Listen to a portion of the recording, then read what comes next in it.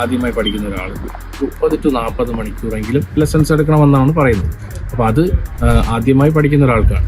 ഇനി ഇത് വേരീസ് ആണ്. 40 എന്നുള്ളത് 70 ലെസൺ വരെ 70 മണിക്കൂർ വരെ പോകുന്നവരുണ്ടാവും, ചിലപ്പോൾ 20 മണിക്കൂറിൽ തീർത്തവരും ഉണ്ടാവും. അപ്പോൾ അത് ഡിപ്പെൻഡ്സ്. പക്ഷേ നമ്മൾ ഈ നാട്ടിൽ നിന്നും പഠിച്ചിട്ട് വന്നവരാണെങ്കിൽ നമുക്ക് ലെസൺസ് സ്റ്റിൽ ആവശ്യം തന്നെയാണ്.